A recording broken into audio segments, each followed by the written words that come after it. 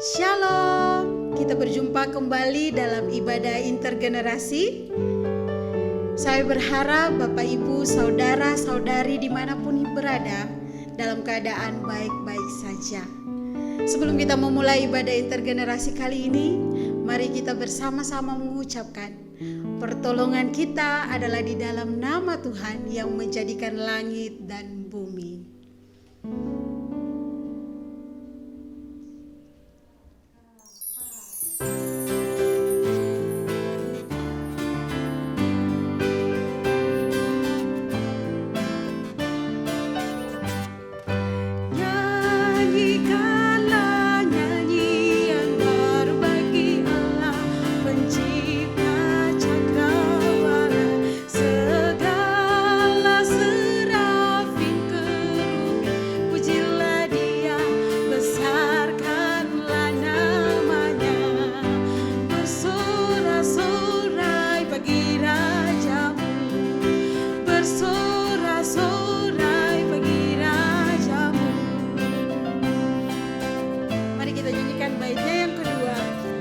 Dia wahai mentari, wahai bulan. Puji Dia wahai mentari, wahai bulan. Sembahlah Dia terus. Dan wahai bintang-bintang terang yang gemerlapan, muliakan Penciptamu. Bersorak-sorai bagi bersorak-sorai bagi Rajamu.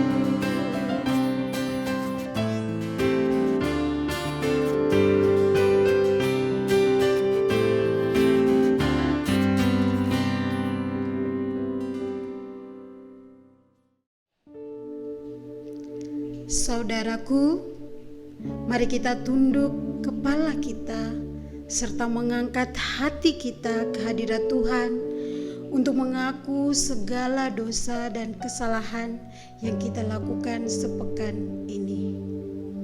Mari kita berdoa.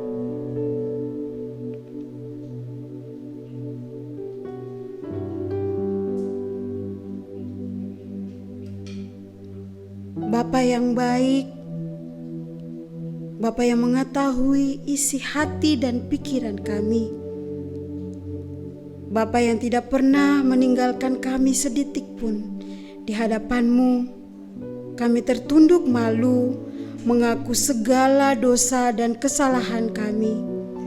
Kami memohon dengan kasih-Mu yang besar, Engkau telah mengampuni dosa-dosa kami. Inilah doa kami ya Bapa, di dalam nama Tuhan Yesus Kristus kami telah berdoa. Amin. Inilah berita anugerah bagi kita sekalian. 1 Yohanes 1 ayat yang ke-9. Firman Tuhan mengatakan begini. Jika kita mengaku dosa, maka Ia adalah setia dan adil, sehingga Ia akan mengampuni segala dosa kita dan menyucikan kita dari segala kejahatan. Demikianlah berita anugerah dari Tuhan. Amin.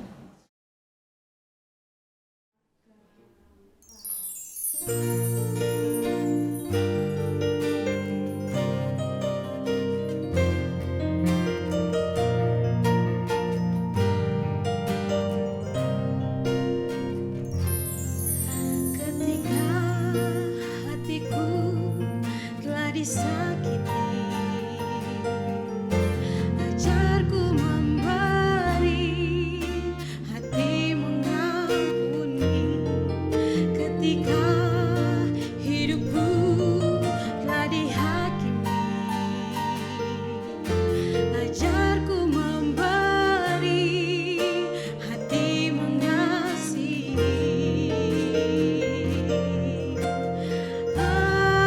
ampuni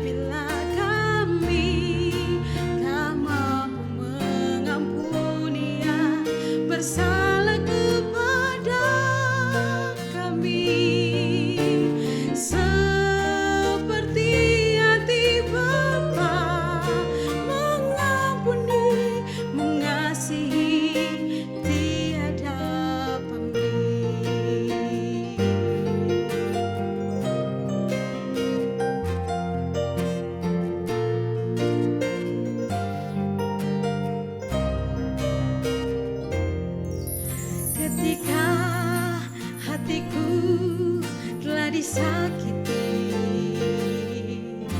Ajarku memberi, hati mengampuni ketika hidupku telah dihakimi.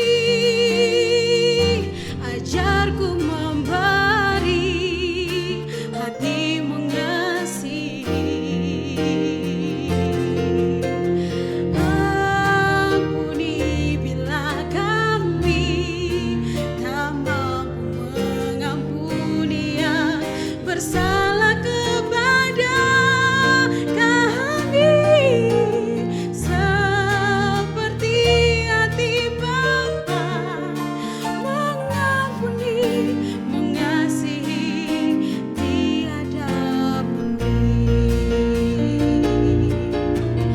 Ampuni bila kami tak mampu mengampuni yang bersalah kepada kami, seperti hati Bapa mengampuni, mengasihi, tiada pungli.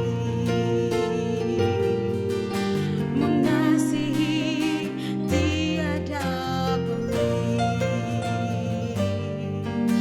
Mengasihi, tiada pungli.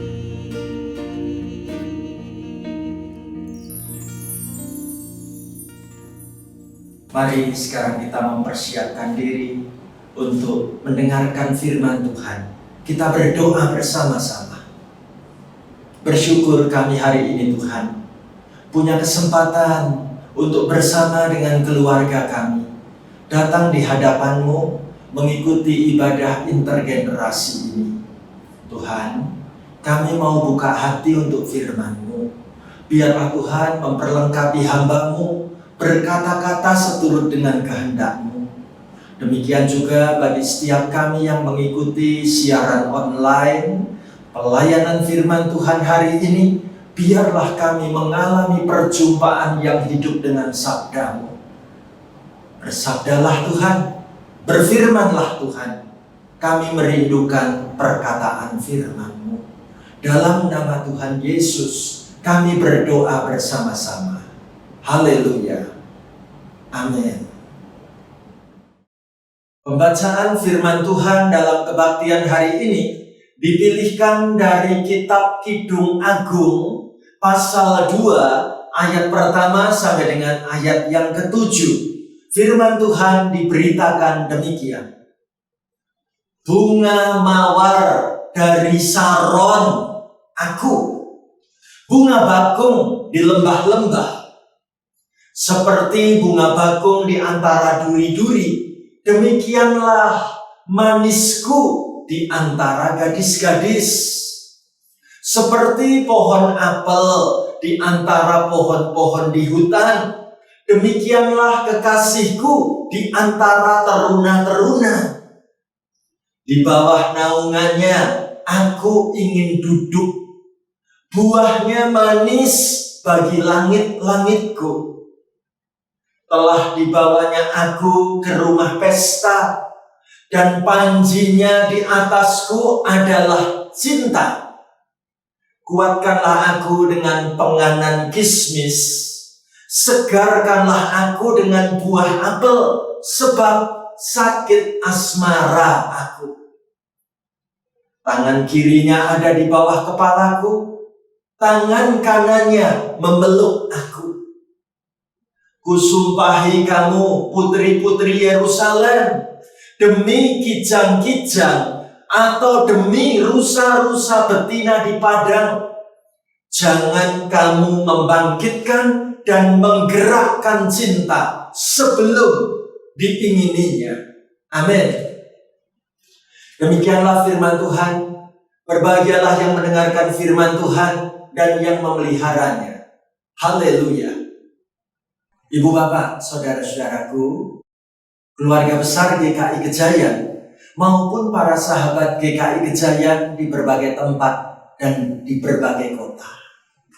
Senang sekali hari ini kita diajak merenungkan sebuah tema khotbah tentang belum waktunya.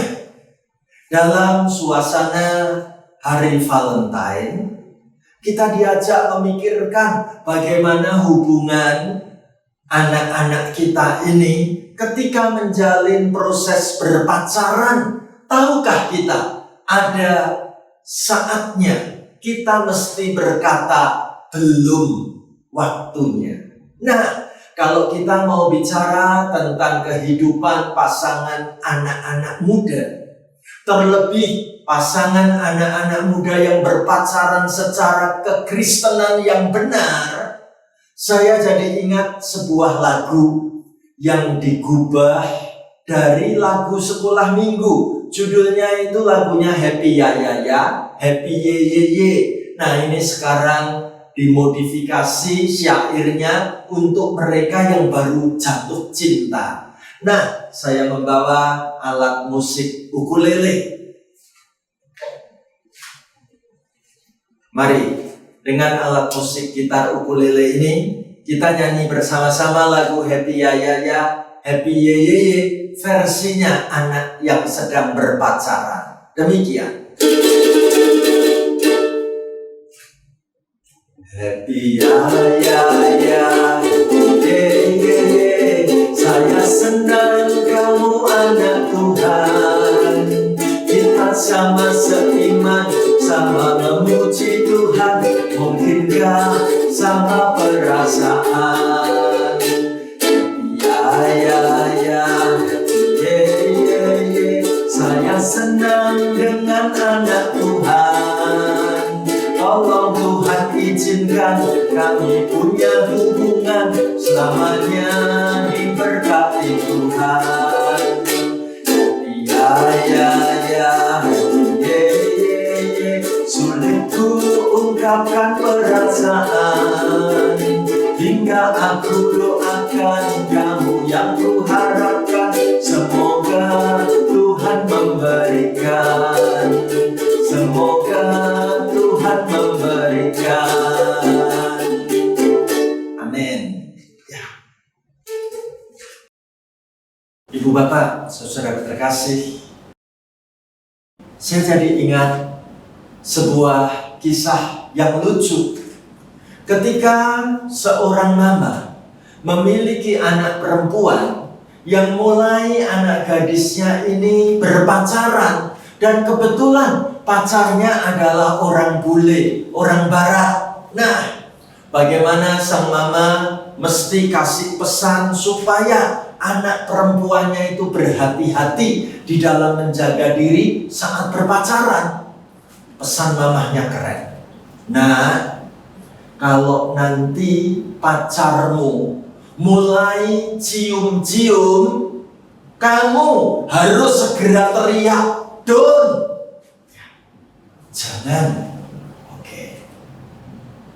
Ngerti anak? Tahu mah. Nanti kalau pacarmu mulai raba-raba tubuhmu, pegang-pegang tubuhmu, kamu harus segera teriak, "Stop!" Berhenti. Paham nak? Paham mama? Nah, sekarang anak perempuan ini sudah dijemput pacarnya.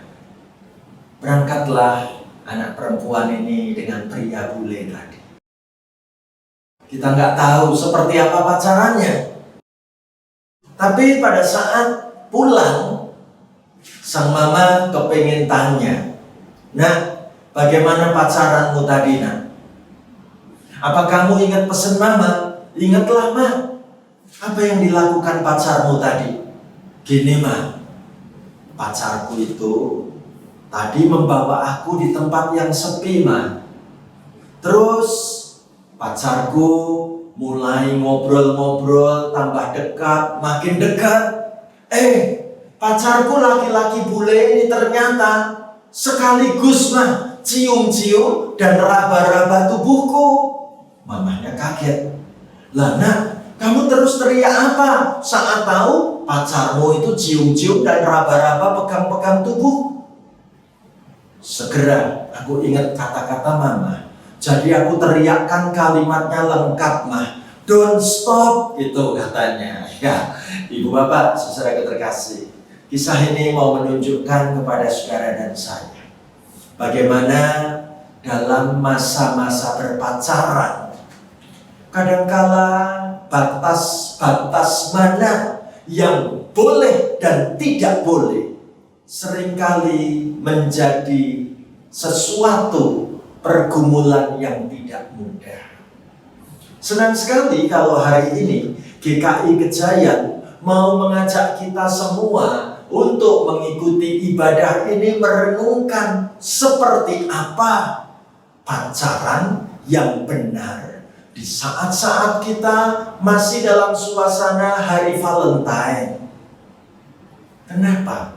Kok sungguh-sungguh kita diingatkan tunggu dulu, masih belum waktunya. Kenapa begitu? Seseorang menggambarkan tentang pacaran itu seperti permen karet. Maksudnya apa? Kok pacaran digambarkan kayak permen karet? Iya, kalau makan permen karet itu pasti manis dan lengket-lengket saat masih di awal. Betul. Tapi tahukah engkau apa yang terjadi setelah manis dan lengket itu dinikmati? Nanti lama-lama terasa hambar dan bakalan dibuang kalau sudah lama, nggak ada lagi rasanya. Ingat baik-baik, pacaran seperti permen karet. Jadi mesti ngerti dulu batas-batas yang benar itu kayak apa. Ada lagi orang lain katakan cinta itu kayak salon pas. Kuyup salon pas itu loh. Pertama nempel itu masih panas, ya. Nanti kalau didiemin lama-lama jadi dingin.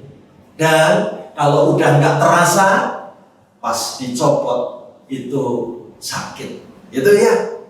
Nah, saudaraku terkasih, apa kata firman Tuhan? Apa yang kita bisa pelajari dari kitab Kidung Agung tentang dunia pacaran yang sungguh-sungguh perlu kita hayati bersama? Saya ajak kita sama-sama memperhatikan apa yang difirmankan Tuhan dalam kitab Kidung Agung 2 ayat 1 sampai ayat 3. Ayo kita dengar apa yang disampaikan firman Tuhan begini. Bunga mawar dari Saron aku, bunga bakung di lembah-lembah, seperti bunga bakung di antara duri-duri, demikianlah manisku di antara gadis-gadis, seperti pohon apel di antara pohon-pohon di hutan, demikianlah kekasihku di antara teruna-teruna. Di bawah naungannya aku ingin duduk, buahnya manis bagi langit-langitku. Ibu bapak, saudara-saudariku terkasih, kitab Kidung Agung memuat kisah yang sangat romantis. Dalam pembacaan Alkitab ini ditunjukkan bagaimana Salomo mengungkapkan kisah cintanya dengan gadis dari Sulam, atau biasa disebut gadis Sulam. Tampak banget pada ayat-ayat ini mereka saling memuji. Mereka sungguh sangat romantis. Kata-katanya begitu hangat, indah sekali. Ya, jatuh cinta itu memang berjuta rasanya. Ya. Bagaimana kalau orang Purwokerto jatuh cinta? Ya. Dia ungkapkan pakai kata-kata humor yang keren. Olih pacar siji langsung tek laminating ben awet katanya. Ya. Aku kalau dapat pacar satu langsung aku laminating biar nggak luntur ya, biar awet tetap jadi milikku. Saudaraku terkasih, benarkah dalam masa-masa berpacaran kita memiliki kesempatan untuk saling memuji, memberikan apresiasi, menunjukkan perhatian kasih, dan itu dilakukan oleh kedua belah pihak, bukan cuma salah satu pihak. Itu namanya seimbang, itu namanya partner yang setara. Puji Tuhan. Apa kata firman Tuhan selanjutnya? Ayo kita baca kitab Kidung Agung pasal 2 ayat 4 sampai dengan ayat yang ke-6. Firman Tuhan ditulis begini. Telah dibawanya aku ke rumah pesta, dan panjinya di atasku adalah cinta. Kuatkanlah aku dengan penganan kismis, segarkanlah aku dengan buah apel, sebab sakit asmara aku. Tangan kirinya ada di bawah kepalaku, tangan kanannya memeluk aku. Puji Tuhan. Saudaraku terkasih, Salomo dan gadis Sulam ini diceritakan bagaimana mereka berdua berani berangkat ke rumah pesta. Apa maksudnya?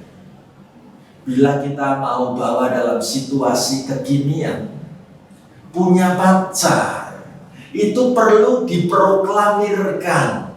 Kalau memang sudah mantap hatinya, bukan disembunyikan, bukan diumpetin. Ya, kekasihku harus dikenalkan pada lingkungan duniaku. Kalau nggak berani memperkenalkan, namanya HTS, ya, hubungan tanpa status. Kalau memang statusnya itu sungguh-sungguh mau serius, kenapa mesti malu memperkenalkan pacarku ini kepada lingkungan di sekitarku? Hal yang kedua, pada ayat yang ke-6 dituliskan, tangan kirinya ada di bawah kepalaku, tangan kanannya memeluk aku. Ternyata untuk pacaran itu juga perlu menunjukkan kemesraan. Pacaran yang sehat tetap ada sukacita, kemesraan satu dengan yang lain. Saya membayangkan gambaran tangan kirinya ada di bawah kepalaku, tangan kanannya memeluk aku.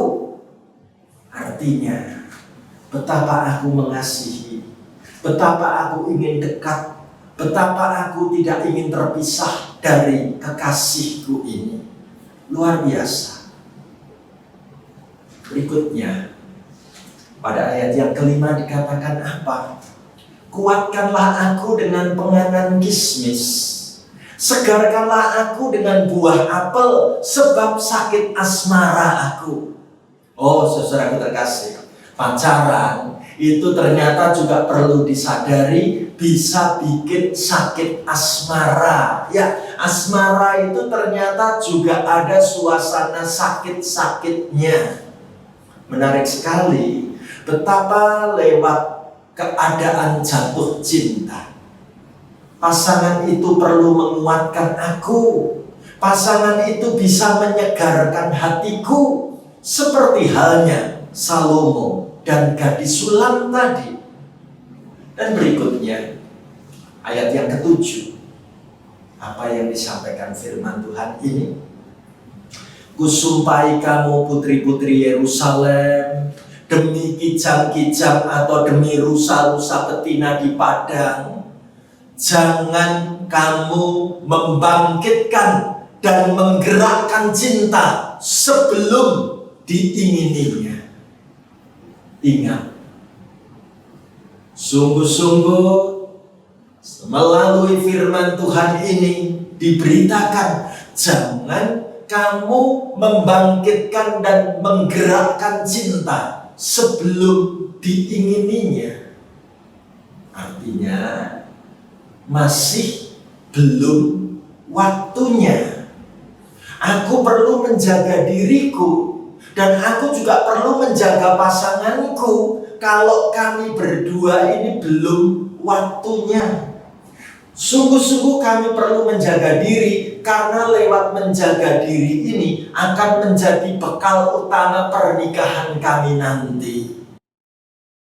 Apa maksudnya, saudaraku? Kita melihat di luar sana, ada banyak anak-anak muda berpacaran tetapi kelewat batas. Mereka pacarannya sudah sampai pada tahap hubungan seks, padahal belum menikah. Kita sebut saja hubungan seks pranikah. Pasti kita katakan itu sangat tidak sehat. Kenapa kok tidak sehat? Belum tentu akan berlanjut dengan pacar yang ini kan. Bisa jadi ternyata tidak mungkin dipertahankan berkepanjangan, bubar di tengah jalan. Betapa menyesal kalau ternyata sudah terlanjur melakukan hubungan seks pranikah, namun tidak dilanjutkan ke tahap yang berikutnya sampai ke tahap pernikahan. Atau bisa saja gara-gara sudah melakukan hubungan seks pranikah, maka mereka bersepakat pokoknya kita harus menikah. Karena memang kita sudah terlanjur melakukan hubungan seperti suami istri. Apa jadinya? Jadinya kita katakan pernikahan ini tampak sekali dipaksakan. Mungkin dua orang ini belum tentu cocok. Hanya gara-gara sudah melakukan hubungan seks pranikah, maka mau nggak mau mereka mesti melanjutkan ke pernikahan. Menyedihkan bukan? Pernikahan yang ternyata dijalani bukan dengan pasangan yang tepat. Pernikahan yang dijalani hanya karena dipaksakan, sudah terlanjur melakukan hubungan seksual sebelumnya. Atau fakta menunjukkan pasangan suami istri yang pada saat berpacaran terlanjur melakukan hubungan seks, ternyata dalam sebuah survei ditemukan mereka menjadi pasangan suami istri yang gampang cemburu buta. Mereka menjadi pasangan suami istri yang super cemburuan, kehilangan rasa mempercayai pasangannya. Misalnya, saat suaminya mau mendapat tugas keluar kota, dua-duanya bisa saja akhirnya cemburuan. Sang istri berpikir, suamiku pergi keluar kota sendirian. Apakah di luar kota sana nanti dia tidak akan dengan perempuan lain?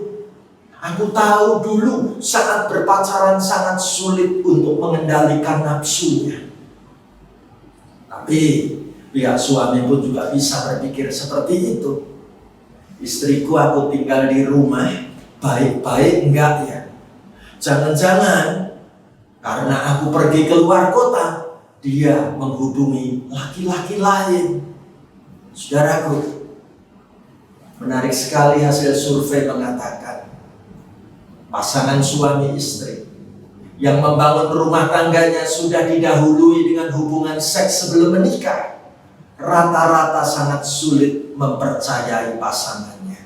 Rata-rata gampang cemburu kepada pasangannya. Jadi, apa yang dikatakan firman Tuhan hari ini? Ayat yang ke-7.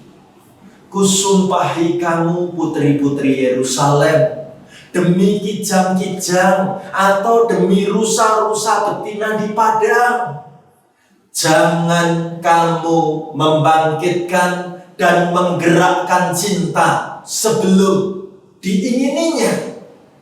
Perhatikan sungguh, firman Tuhan mau mengajak saudara dan saya, jangan membangkitkan dan menggerakkan cinta sebelum diingininya. Belum waktunya. Nah, kalau kita mesti mengupas soal belum waktunya, saya jadi teringat dengan sebuah kisah untuk menutup khotbah ini. tentang bagaimana belajar menunda kesenangan.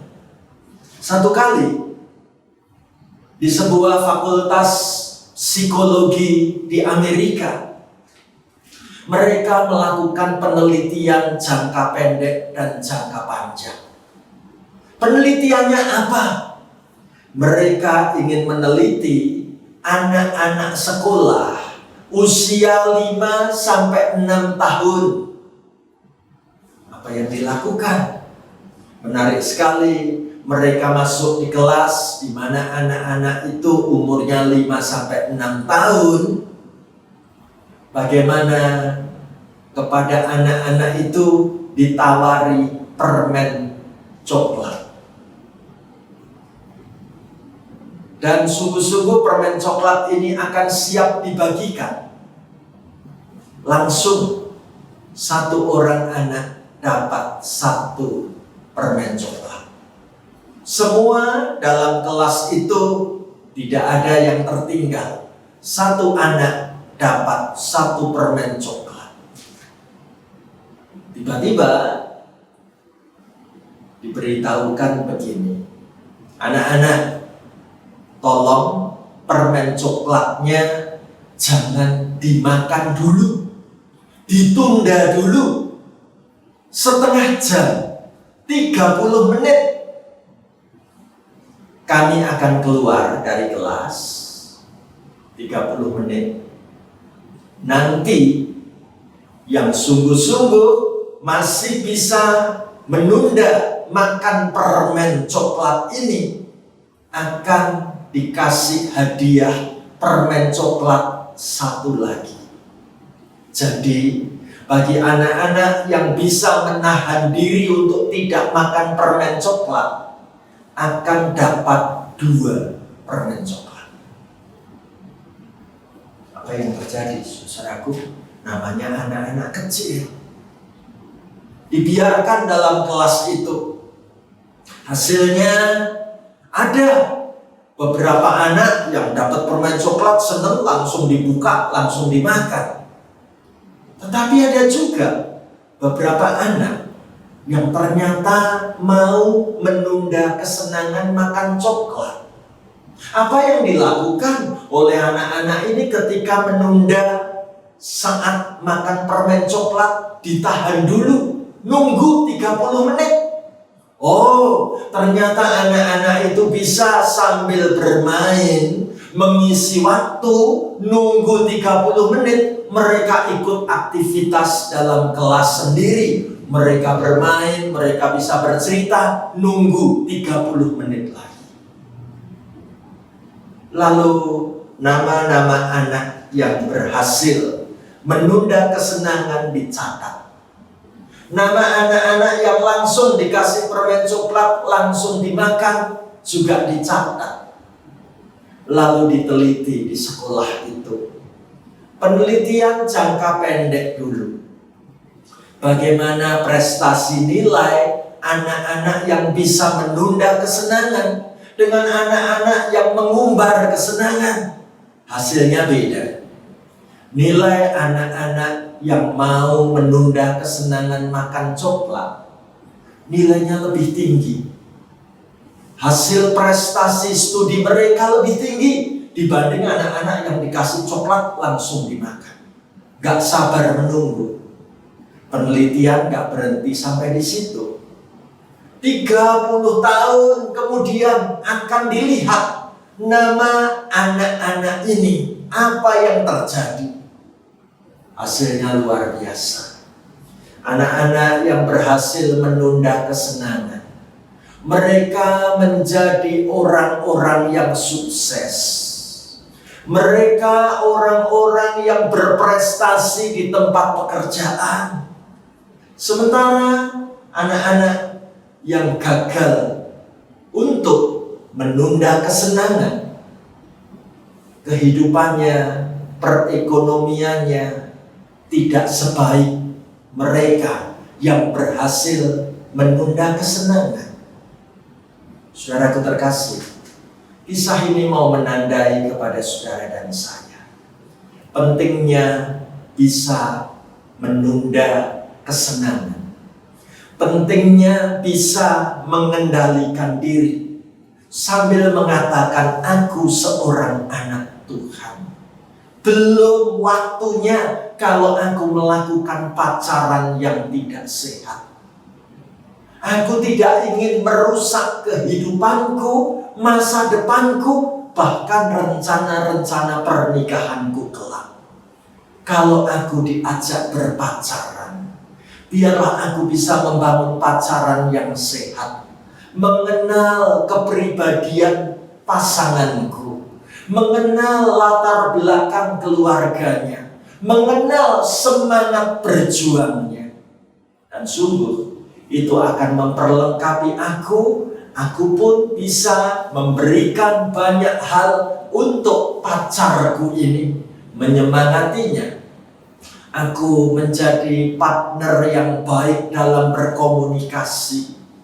Dan aku terus mengajak pasanganku untuk menjaga diri, tahu banget mana yang belum waktunya.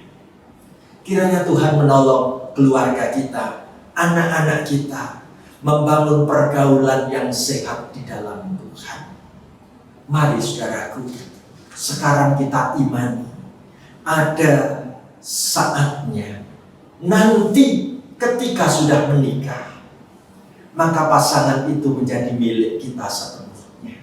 Sekarang belum waktunya. Ayo, jagai hidupmu, jagai tubuhmu, jagai pasanganmu, siapkan dirimu untuk boleh memilih orang yang paling tepat, yang akan menemani perjalanan hidupmu, membangun rumah tangga pada waktunya. Di akhir khotbah ini, kalau saya ditanya, Pak Pendeta, bagaimana orang Kristen berpacaran agar tetap dapat memuliakan Tuhan? Maka saya ingin menyampaikan, carilah pacar yang sama-sama cinta Tuhan, taat pada firman-Nya, memuliakan Dia, menjalankan kehendak-Nya, dan mau saling mengerti, bisa saling menghargai. Bukankah itu dasar rumah tangga orang-orang percaya? Karena Alkitab mengajar kita, pria harus mencintai istrinya, dan istri harus taat pada suaminya. Barang siapa tidak mau menjalankan kehendak Tuhan, janganlah dia menikah. Dan selama pacaran, peliharalah kesucian dirimu sampai waktu Tuhan tiba. Jangan menajiskan tempat tidur. Inilah beberapa prinsip yang penting: mengutamakan Tuhan, menghargai orang lain, menjalankan prinsip Alkitab dan kehendak-Nya, dan taat akan pimpinannya. Selamat berpacaran sehat ya. Tuhan menolong pergaulan anak-anak kita. Amin. Mari kita menaikkan doa-doa syafaat kita. Terima kasih Tuhan Yesus, kami boleh berdoa secara khusus untuk kehidupan keluarga kami satu persatu, untuk anak-anak yang kami kasihi, untuk kakak adik yang kami sayangi. Tuhan, jagailah keluarga kami untuk membangun pergaulan yang sehat, dan kasih setia Tuhan menjagai setiap anggota keluarga kami menjadi kesaksian yang benar di hadapan-Mu. Tuhan Yesus, kami saat ini ingin dukung dalam doa untuk keluarga-keluarga yang saat ini dipercayai Tuhan mendampingi putra-putrinya yang bertumbuh menjadi dewasa. Pakai kami menjadi orang tua yang baik untuk anak-anak kami Tuhan. Biarlah kami boleh mendampingi proses masa-masa muda anak-anak kami dengan penyertaan tangan-Mu. Lindungi anak-anak kami untuk memiliki pergaulan yang sehat. Tuhan, pertemukan dengan sosok pendamping yang terbaik, dan pada saatnya mereka boleh memiliki jodoh anugerah-Mu. Bapa di dalam sorga, kami hari ini teringat mendoakan secara khusus untuk bangsa dan negara kami. Kami doakan Tuhan, di tengah masa pandemi virus COVID-19 ini, perjuangan pemerintah negeri bangsa kami untuk melaksanakan program vaksinasi bagi anak-anak kecil maupun program vaksinasi booster yang ketiga. Tuhan memberkati supaya semakin banyak warga negeri bangsa kami yang mendapatkan bekal vaksinasi yang terbaik, sehingga negeri kami mampu untuk berhadapan dengan pandemi COVID-19 ini. Kami mendoakan perjuangan pemerintah negeri bangsa kami, membangun kembali perekonomian bangsa kami. Mari Tuhan, dengan berkat-Mu, kami akan dituntun memiliki pemulihan ekonomi atas bangsa dan negara kami. Bapa di dalam sorga, kami teringat mendoakan untuk sahabat-sahabat kami yang sedang terbaring sakit. Tuhan berkenan menguatkan, Tuhan berkenan memulihkan, Tuhan berikan kekuatan iman, bahkan tidak mustahil Tuhan menyediakan kesembuhan bagi anak-anak-Mu. Kami doakan keluarga yang menunggu, menjaga dan merawatnya. Tuhan pun beserta dengan keluarga anak-anak-Mu ini. Terima kasih Tuhan Yesus. Sekarang kami menyerahkan segenap anggota keluarga kami, baik yang tinggal di dalam kota, berada di luar kota, di luar pulau, di luar negeri. Biarlah keluarga kami selalu setia jadi anak-anak-Mu. Kami siap sedia memasuki minggu kerja yang baru. Berkat Tuhan menaungi hidup kami anak-anak-Mu. Dalam nama Tuhan Yesus, kami mempersembahkan rangkaian doa syafaat kami. Terpujilah nama-Mu Tuhan Yesus. Haleluya. Amin.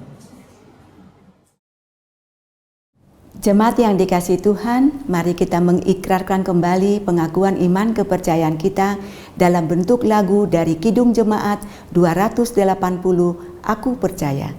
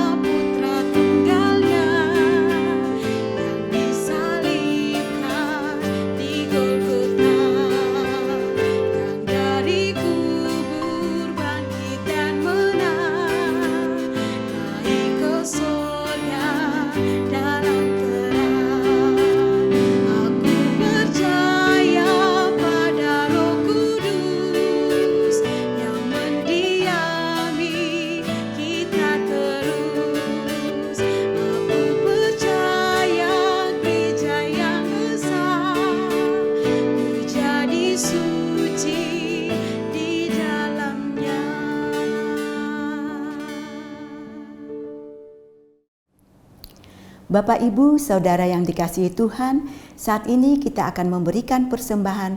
Adapun nas pendukung dari persembahan kita pada hari ini terambil dari Mazmur 96 ayat 7 sampai dengan 9. Kepada Tuhan, hai suku-suku bangsa, kepada Tuhan sajalah kemuliaan dan kekuatan. Berilah kepada Tuhan kemuliaan namanya.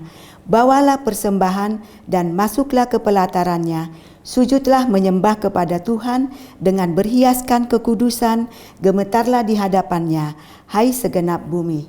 Mari kita berikan yang terbaik untuk kemuliaan nama Tuhan. Tuhan Yesus memberkati.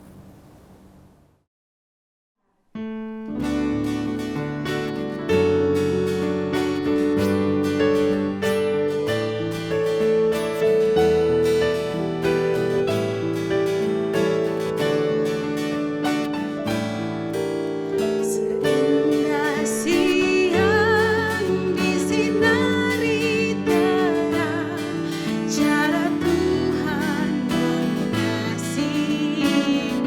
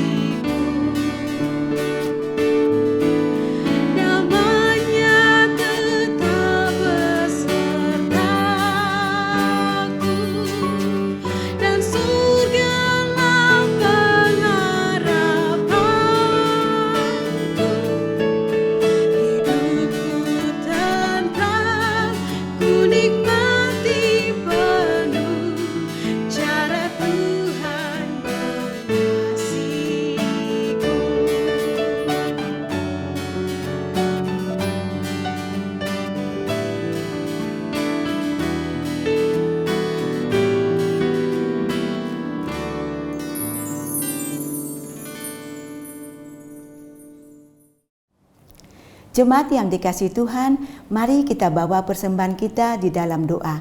Kita bersatu di dalam doa. Bapa dalam surga, Bapa yang maha baik, Bapa yang penuh pengampunan, terima kasih untuk setiap anugerah Tuhan di sepanjang kehidupan kami, bahkan setiap berkat yang sudah kami terima. Saat ini Tuhan, di dalam rasa syukur, kami boleh membawa persembahan kami. Biarlah Tuhan memberkati dan menguduskan persembahan ini, agar layak dipergunakan untuk banyak orang dan untuk kegiatan yang ada di gereja Tuhan di tempat ini. Ajar kami Tuhan di dalam rasa syukur, kami tidak hanya memberikan materi saja, tetapi kami boleh memberikan seluruh kehidupan kami, bahkan setiap talenta yang kami miliki, hanya untuk kemuliaan nama Tuhan. Berkati tangan-tangan yang sudah memberi dengan tulus, berkati majelis jemaat yang akan mengelola persembahan ini, biarlah dengan penuh tanggung jawab boleh melakukan tugas ini, semuanya dilakukan hanya untuk kemuliaan nama Tuhan. Ampuni kami Tuhan ketika kami memberikan persembahan ini, terselip hal yang kurang berkenan di hadapan-Mu, agar kami tetap layak disebut menjadi anak-anak-Mu, dan kami layak menerima berkat-berkat dari-Mu. Inilah Tuhan doa persembahan yang sudah kami sampaikan. Dengarkanlah ya Tuhan, di dalam nama anak-Mu Tuhan Yesus Kristus, Sang Juru Selamat kami yang hidup, kami telah berdoa dan mengucap syukur. Amin.